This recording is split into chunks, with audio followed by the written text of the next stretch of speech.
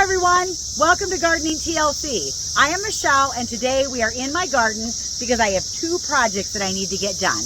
The first one is I have two pots that flank the entrance to my cottage garden and I need to fill them with some really beautiful pretties.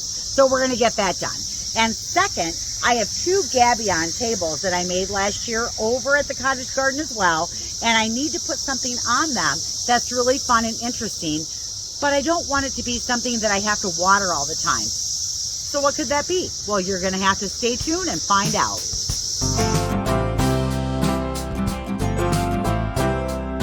This is the cottage garden.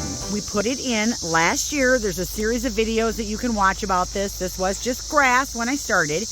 And then we added some things to it earlier this year, maybe a couple weeks ago. And as you can see, the zinnia seeds, they're starting to come up. So you can see all of those on this side. Everything is looking really good. I'm very happy with the progress of everything in the garden. But I do want to fill these two pots that are flanking the entrance on either side of the arbor with something really super pretty. Now I had Green Mountain boxwoods in these. They were up by the front porch. I did not do what I was supposed to do and I left them out all winter. I should have pulled them into the garage. They totally bronzed out, dried out, and died. So now I need to put something beautiful in them. So opportunity knocks and we're going to take full advantage of it. But just some things that are looking exceptionally beautiful right now. These are the David Austin Queen of Shallot rose. When I first put this here, I thought it was a climbing rose. I actually don't think it is. I think this is a shrub rose. I'm going to be digging it out, but we have 2 weeks of 90-degree weather coming, and I don't want to dig them out while it's 90 degrees out, so I'm just going to wait. The other thing that is absolutely gorgeous, oh my gosh, look at this Achillea or yarrow. This is the pastels. Isn't this gorgeous? Look at that blend of lavender and pink and white and yellow. Oh, I love this. We just had some heavy rain last night, so it is splayed open a little bit, but oh my gosh, I love this. Then we have an Italian ice rose that is looking particularly lovely as well. I love that. And then, oh my gosh, you guys, I got to show you the hollyhocks. I am such a plant geek. I am so excited about these because I started these as winter sown seeds in a jug last year in the middle of winter, and look at them now. I grew those. How awesome is that? That is such a wonderful feeling to know that you grew something from seed all the way up to this big, beautiful, just glorious flower. I love this. What I really wanted to show you was, what's a gabion? I bet you're all like, what was she talking about? Well, that's what this is here. And basically what I did was I took 3 heavy-duty tomato cages and then I inserted one inside of another and then I filled it with boulders. I found a round aggregate concrete paver and I put that on the top as my tabletop. Now last year I put a terracotta pot on here with potato vines. Oh my God, they totally croaked because I had to walk all the way out here and water them all the time, and I never did it. So guess what? They died. The other one I made was a little side table that I have in between my 2 Adirondack chairs that sit at the fire pit. I love this table. We use it all the time. And again, I just used 3 peony cages that I stacked together and then I filled it with the boulders and then I topped it with a piece of glass. Now I did have to cut the legs off so that I had the top, but I just think this thing is so cool looking. So this is where we are going to put something that's really pretty, but that we don't have to water as often, and over here on the tall pedestal. Okay, so basically what I did was I took a peony cage and I took a pair of wire cutters and I cut off the legs that were right here. And then what I do is I put the boulders in the bottom cage, see, and then I just put these on top like this. So there's one. See, and I'm leaving the gaps about the same. And it depends on how many you use. So I used 4. 3. 4, and then I put the rocks in.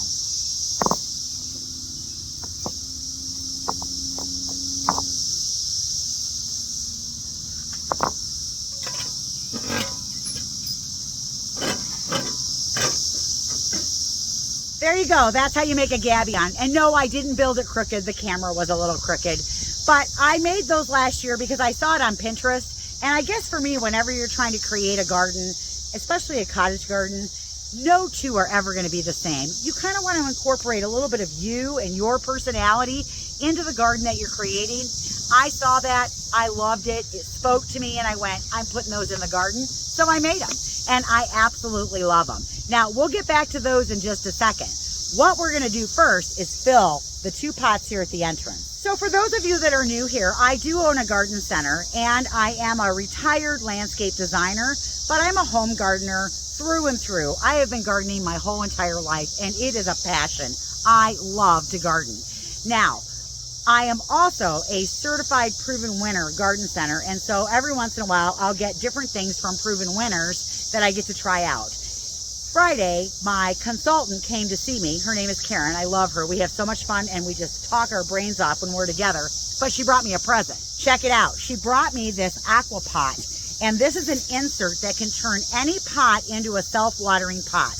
Now, I'm probably too late this season to bring these into the store because most people have their pots already done, but this is definitely a product that I want to bring in next year. So I thought I'd test it out in one of the pots out here in front of the cottage garden. The biggest issue I had last year with the pots that I made, I didn't water them because I didn't come out here as often as I see the other pots around the house. And guess what? They all croaked. Well, they did well at the beginning, and then they croaked because I just didn't pay attention to them. So I need something out here that will self-water. So you are supposed to be able to do this into a pot, and it fits a lot of different size pots, but you only have to fill the reservoir once a week because your roots are gonna wick through the dirt that you put down inside this little hole, and this little telescoping thing comes up through the dirt, and then you pour the water in the top. So it makes any container or pot into a self-watering pot, as long as you put the water in once a week. And you can put your fertilizer in there too. So I can't wait to try this. So the first thing it tells you to do, and look, it's got little instructions printed right on here so you know what to do. And it basically says, set the aqua pot insert into an empty planter and extend the adjustable water tube. Then pack potting soil firmly in the soil wick and then fill the rest of the planter. So the soil wick is this piece right here. So you're gonna fill that and pack the dirt in there. And then we're gonna fill up the rest of the pot with dirt, but don't forget to pull your little telescoping tube out when you do this. So let's do this.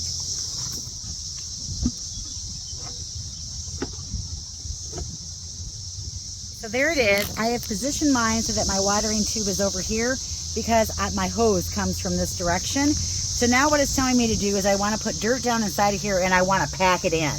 Then I'm going to fill the whole thing up with dirt, and then you want to do a pre-water. That way everything is moist and ready to go. When you're planting up your planter, you don't have to try to get all of that dirt to accept water. You've already prepped it and it's ready to accept water. And then I'm gonna fill the water in here, and then see, that's what's gonna go down into this reservoir down here. See, that plastic reservoir will be there. That's what we'll fill with water. And then these little holes in here, that's what's gonna help the roots take up the water. So pretty cool that you can convert pretty much any planter into this self-watering container.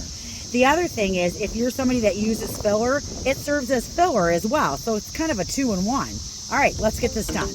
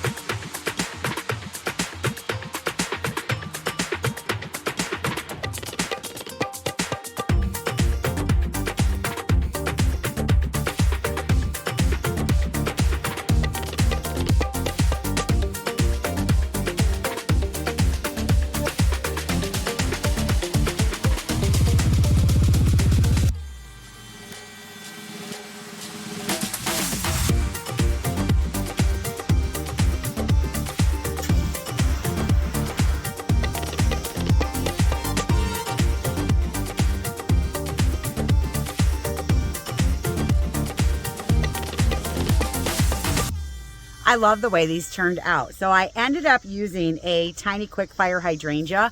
I really like quick fires. I have a big one growing at the store. I have a little quick fire growing here, actually 3 of them along the edge of the driveway. And now I have a tiny quick fire. This one was introduced last year. Now, typically if you're gonna plant something in a pot and you wanna overwinter it in the pot, which is what I wanna do with this one, you want it to be 2 zones or be able to handle 2 zones colder than the zone that you're in. So I'm in a 5. These are actually zone 3 through 8. So that means that they can take up to minus 40 degrees in the winter. That is really cold. So we're hoping that they'll overwinter in these pots, and then I planted annuals around the bottom of them. Now this little quick fire only gets 1.5 to 3 feet tall. I might leave it in these pots for a couple years and then I'll put it into the landscape. And that's what I love about using shrubs and different things like that. Once you're done with it, you can pick them up and you can move them, and then you can change out your pot and do something fresh and new. Now, one of the things that I like about quick fires is they actually bloom a month earlier than a lot of the other hydrangeas out there. They kind of have an open flower form to them. They start like green and then they get a white color to them. Then they start to turn pink. But that pink deepens into this beautiful deep mauve color as you progress through the summer, and the flower panicles stay on there until frost. And I leave mine up in the winter, so it gives me some really nice winter interest. Now, these aren't the greatest ones for drying because they're more of an open format on the flower, but they are so beautiful in the landscape. I love them. And I think my favorite part is the fact that they bloom a month earlier than most of the other hydrangeas. So I'll show you the ones by the driveway. They are already going for it. See guys, these are the quick fires that are at the edge of the driveway, and they are blooming already. And see how it has more of like an open flower format to it? But those beautiful little green buds open white, and then they turn that beautiful pink. So this is the little quick fire, and that's about how big it gets. This is actually 3. 1, 2, 3. And yes, they're different sizes because I hit those 2 with the plow, so they're a little bit smaller. But that's okay, they still look good. Now, the other thing that I put in this pot, I did put 2 Proven Winner petunias in here. I decided to use the Vista Snowdrift and the Jazzberry. So the 2 of these together will be really nice. I used 2 Jazzberry and 1 Vista White. It was what I had left over at the greenhouse. So again, I try to like put things together with the leftover stuff that's in the greenhouse. And I think these 2 together, well, white pretty much goes with anything. Then I put an Ipomea with it as well. And I'm using the Proven Accents Sweet Caroline Sweetheart Mahogany. Now, I love the color of this leaf on here. I'll bring you over and show you a close-up. But the 3 of these around the base of the hydrangea, I love it. Absolutely, they still have to fill in. But look at the flower structure on that. Isn't that so pretty? They're already blooming. I love the foliage on this Ipomea or this potato vine, and it pairs up really super nice with the Jazzberry. And then we put the little white Super Petunia in the back. So we potted them up both the same way. And you can see here, this one is the exact same way. So now this is gonna flank the entrance going into the garden. And I know the roses are so beautiful. I don't have the heart to move them in this heat, so I'm gonna wait. But I did get the rose that I'm gonna be putting in its place, pretty much the same color, but it's absolutely a climber. So these are gorgeous, I love them. One more thing done. Perfect solution for me out at the cottage garden is something that I don't have to water all the time. That self-watering pot is gonna be perfect, but I am also gonna put 2 pots out there on my gabion tables that I don't have to water every single day. So my solution, succulents. And what am I gonna put them in? Oh, I have these fabulous heads. One I found at the Clem Garden Fair, and the other one I had here at the garden center. I brought it home with some really fabulous succulents, and we're gonna fill them up. Let's go check it out. So I'm gonna stuff my heads, and I just went and found a bunch of things that I liked. I looked for a color palette that I liked, kind of just a big eclectic bunch of stuff. And then I'm gonna put it in the heads and arrange it as I like it, kind of as I'm going. Now, I am gonna be using hens and chicks because 1, they're inexpensive. And 2, when I go to the store and I look for a hen and chick, I'm looking for one that has a lot of babies on it, because I can pull all of these individual baby chicks off and I can use them in different places throughout the head as I'm going. So I actually have 3 of these. This one is a sempervivum called Brawny. So that's this one, I have 3 of them. I also look for sedum. So I like to use the sedum as well. This one here is a Sun Sparkler Lime Zinger. So it's kind of a bigger sedum. Isn't that pretty? Now both of these will actually grow in the ground here and come back every single year. Now these heads, I'm gonna leave them outside and then I'm gonna bring them in the winter. Typically when I bring them in the winter though, I have to put a light over the top of them, or I have a hard time getting good light to them, and they really do need good light. If they don't have that good light, they start to stretch. The other thing to remember whenever you're doing succulents is you want to make sure you have good drainage and you have light soil. You don't want really heavy soil. I'm going to use a succulent soil by Furlong. So I got one little 4-quart bag here. If you have trouble finding the soil, I'll link it down below so that you can find that on your own. Now I also pulled an annual portulaca or a moss rose. These have the little pretty pink flowers on them. I got 2 4-packs because I think this will look like really cool hair, and we'll filter this in as well. Now moss rose will open during the day and close at night, and they don't like to open when it's cold outside. So they love the heat. So these will do really well with all the rest of the succulents. I also have a hawthorrhea, and so these have little pups on them. So I'll be pulling the pups off.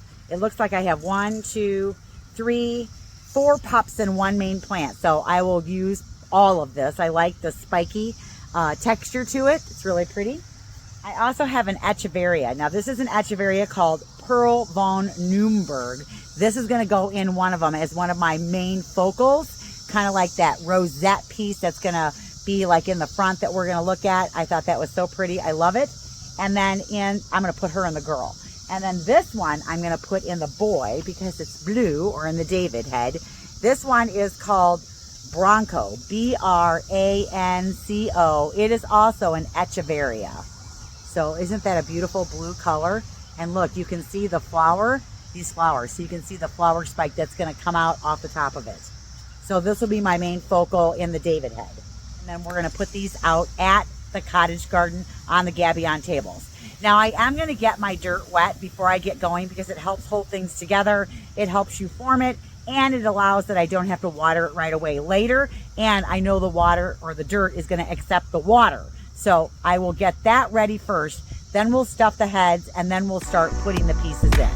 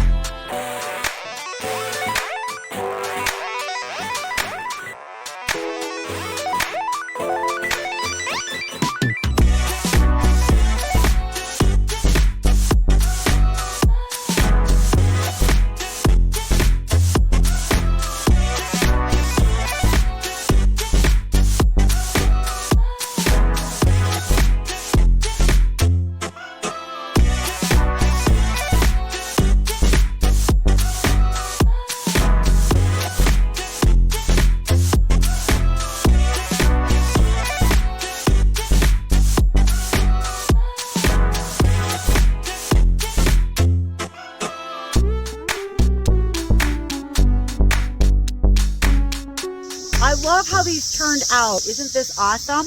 I love the main focal piece that we have in there.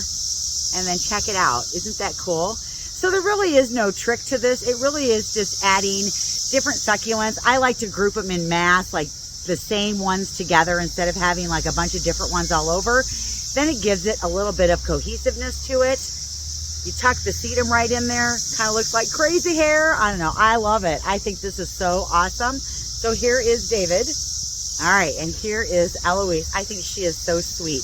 I like the moss rose that we tucked all around the edge there, and it'll be like little pink blooms on there that match up with the echeveria that we put on the top. We did a mass of hens and chicks here. Up there we have the kiwi, and then over here we have the sedum. Isn't that sweet? So I didn't take a lot of plants to do this, and she will be good probably through the whole summer. I am so pleased with how this turned out. Isn't this awesome? Here's the back.